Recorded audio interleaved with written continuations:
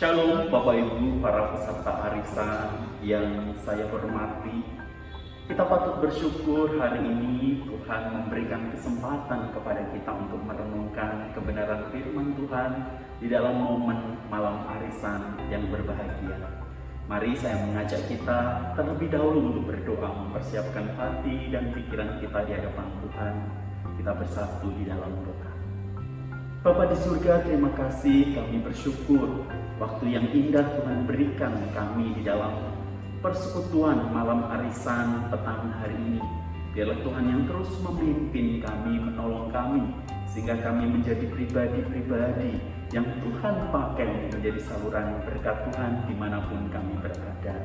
Hari ini kami rindu Tuhan yang berbicara secara pribadi, sehingga kebenaran firman itu dapat kami lakukan di dalam hidup kami. Terima kasih Tuhan, di dalam nama Tuhan Yesus kami siap merenungkan kebenaran firman-Mu. Kami berdoa dan bersyukur. Amin.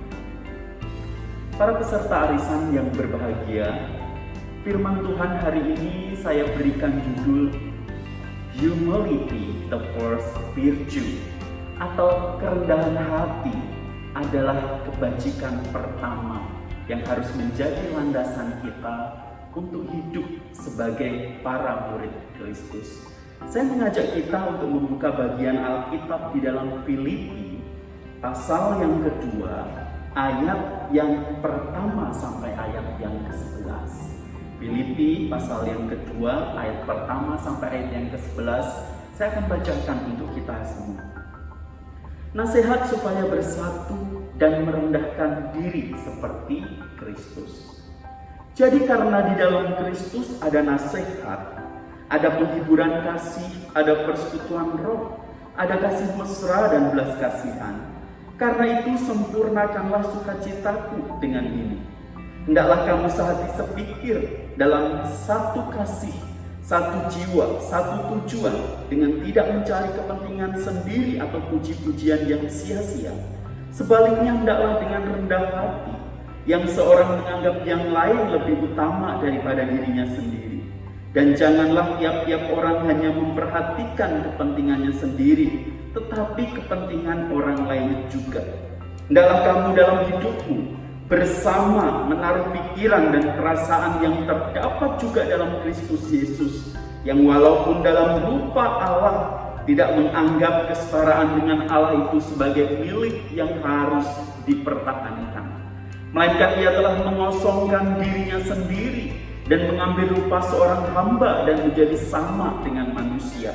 Dan dalam keadaan sebagai manusia, ia telah merendahkan dirinya dan taat sampai mati, bahkan sampai mati di kayu salib.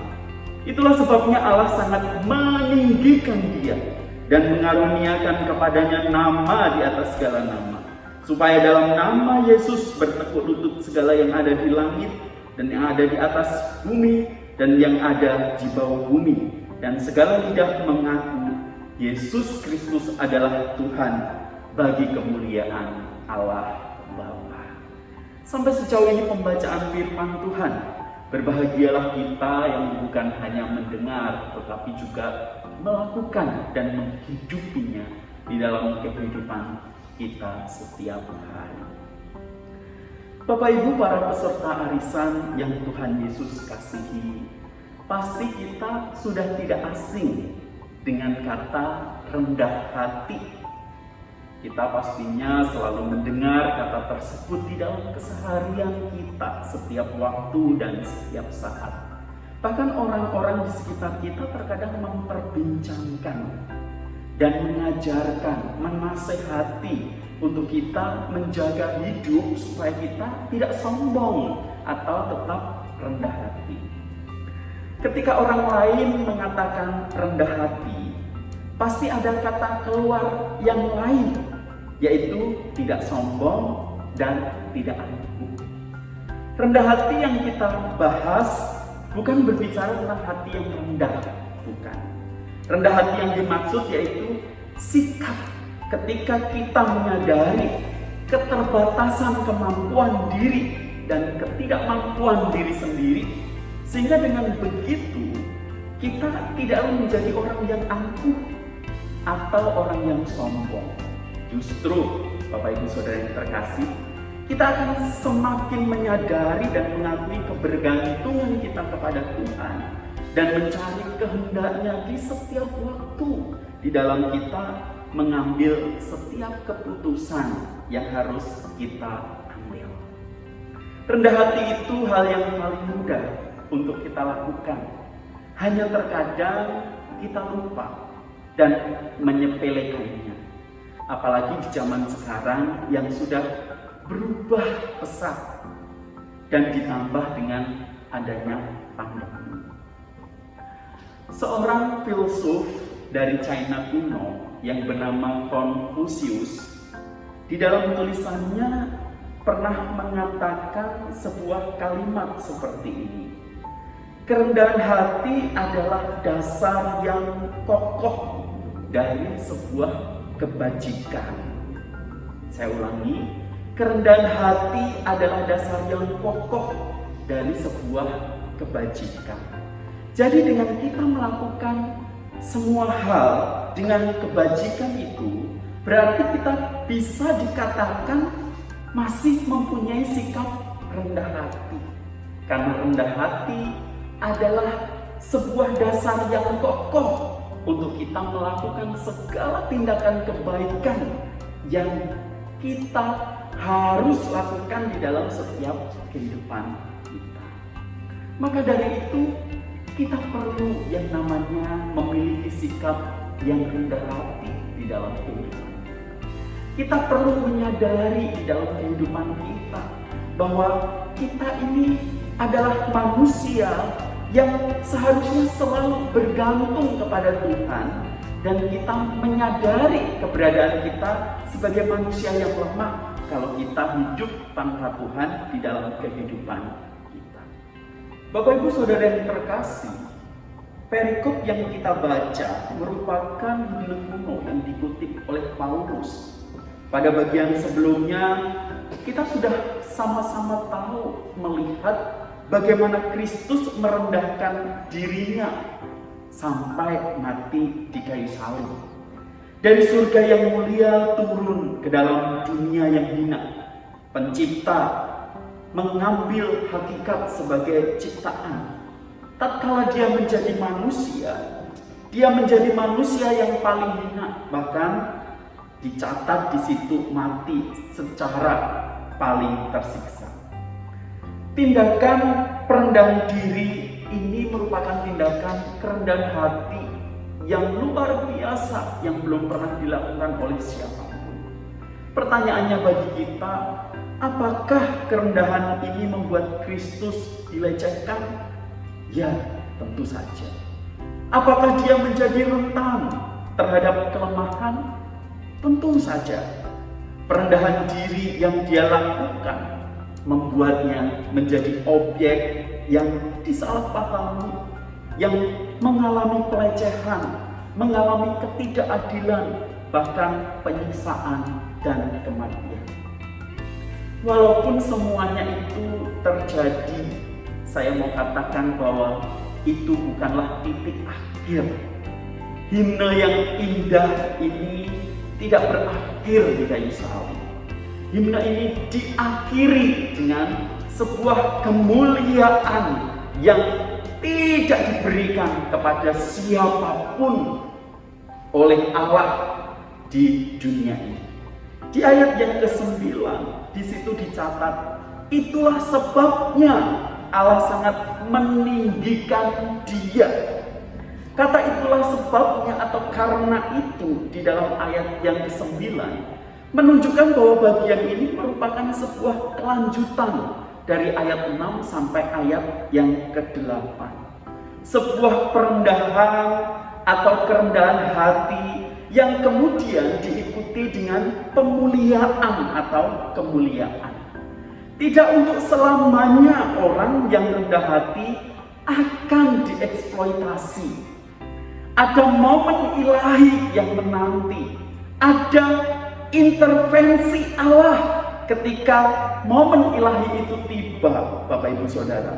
Allah memuliakan Tuhan Yesus. Dia memiliki nama di atas segala nama, dan kepadanya semua makhluk akan berlutut dan mengakui ketuhanannya. Bapak Ibu, dari sini kita belajar apa? Kerendahan hati di dalam Kristus akan membawa kepada kemuliaan sejati. Maka tidak heran kalau rendah hati adalah dasar yang pokok dari sebuah kebajikan yang perlu untuk menjadi bagian di dalam kehidupan kita. Kita butuh di dunia zaman sekarang yang berlomba-lomba untuk menyombongkan diri, kita menjadi pribadi yang rendah hati, sebagaimana telah Tuhan Yesus ajarkan kepada kita. Bukankah kita semua adalah gambaran manusia yang serupa dengan Allah? Maka dari itu kita harus bisa mencerminkan kerendahan hati yang dimiliki oleh Tuhan Yesus Putranya, yaitu Tuhan Yesus Kristus. Kerendahan hati yang dimiliki inilah yang seharusnya menjadi dasar untuk kita mengikuti teladan yang luar biasa, sehingga kita menjadi pribadi-pribadi murid-murid Kristus yang selalu rendah hati di dalam kehidupan kita. Bukankah Ia Allah yang rela mati untuk kita manusia yang berdosa? Bukankah Ia telah taat untuk menyelesaikan tugas yang diterimanya dari Bapa, yaitu untuk menyelamatkan manusia yang berdosa seperti kita? Ketika kita telah diselamatkan, tentu saja melalui kerendahan hatian daripada Tuhan Yesus di dalam kehidupan kita, kita memiliki satu tugas ilahi yang harus kita jalankan. Tidak sekedar kita menikmati keselamatan itu karena pengorbanan dan kerendahan hati yang telah diberikan kepada Tuhan Yesus. Justru ketika kita menerima keselamatan di dalam Kristus, maka kita memiliki tugas untuk menyatakan kerendahan hati itu kepada semua orang yang membutuhkannya. Bapak Ibu, rekan-rekan yang terkasih, hari ini di tempat ini kita semua dipanggil untuk menjadi pribadi-pribadi yang rendah hati. Panggilan itu begitu nyata supaya kita semakin hari semakin menjadi murid Kristus yang mengemban akan perintah Tuhan di dalam kehidupan kita. Dengan cara apa kita dapat menunjukkan pribadi kita menjadi seorang pribadi yang rendah hati? Tentu dengan kita melibatkan diri kita di dalam setiap pelayanan yang Tuhan percayakan. Bapak Ibu, pendidikan adalah salah satu ladang pelayanan yang perlu menjadi pemikiran kita bersama. Kalau kita hari ini sudah terlibat di dalam arisan untuk pembangunan sekolah Kristen, itu adalah bagian dari keterlibatan kita untuk ambil bagian di dalam pelayanan yang Tuhan percayakan. Dan biarlah kerendahan hati yang ditunjukkan oleh Kristus menjadi tekad kita bersama untuk mengambil bagian lebih di dalam pelayanan yang Tuhan percayakan melalui pelayanan pendidikan. Ada begitu banyak hal yang bisa kita lakukan selain arisan, tetapi biarlah kita memiliki hati yang selalu tertuju kepada Kristus, yang rindu untuk mengorbankan diri dan terus rendah hati melayani Tuhan di dalam setiap pelayanan yang Tuhan percayakan. Beramal, menabung, bersekutu, dan membuka wawasan. Itulah moto dari arisan yang diselenggarakan di dalam arisan Kalang Kudus. Mari, biarlah moto ini selalu menjadi peringatan kita untuk kita menjadi pribadi yang rendah hati dan melakukan 4 hal itu dengan tulus dan melihat kepada Kristus yang telah mengorbankan dirinya bagi kita. Mari kita berdoa. Bapa di surga, kami bersyukur untuk kebenaran firman Tuhan yang mengingatkan kami.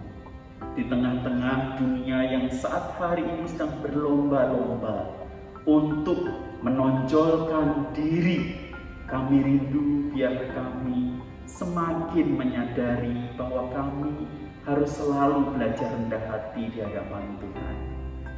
Biarlah Tuhan yang terus pakai kami di dalam pelayanan pendidikan. Ketika kami mengikut bagian di dalam arisan ini, Tuhan yang terus memampukan kami bahwa kami melayani Tuhan dengan cara kami terlibat di dalam pelayanan pendidikan. Kami bersyukur kepada Tuhan yang baik, dan biarlah itu semua menjadikan kami semakin hidup di dalam kebajikan di mana Tuhan menghendaki kami untuk melakukannya setiap waktu. Berkati setiap peserta arisan dan pakai kami menjadi alat Tuhan, sehingga kami menjadi saluran berkat dimanapun Tuhan tempatkan. Di dalam nama Tuhan Yesus kami berdoa, amin. Bapak Ibu Saudara yang terkasih, mari saya mengundang kita bangkit berdiri. Kita akan kembalikan segala pujian hormat bagi Tuhan, doksologi.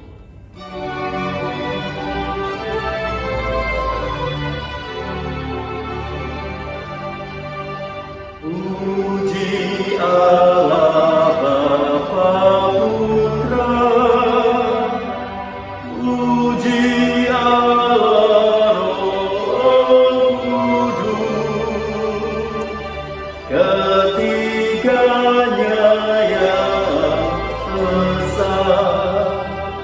Om selamat sumber berkat.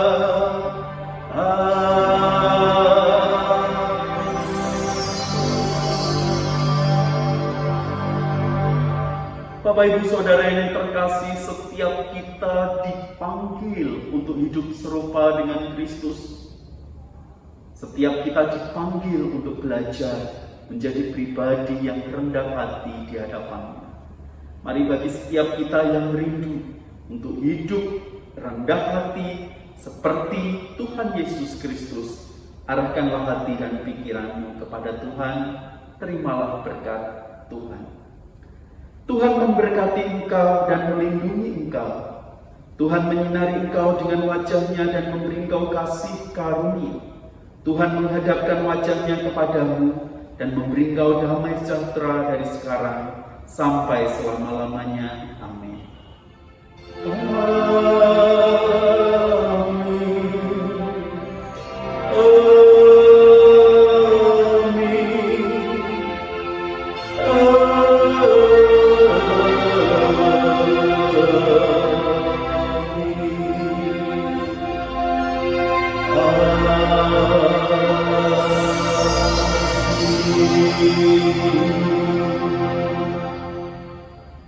Ibadah selesai, jemaat dipersilahkan duduk. Tuhan memberkati.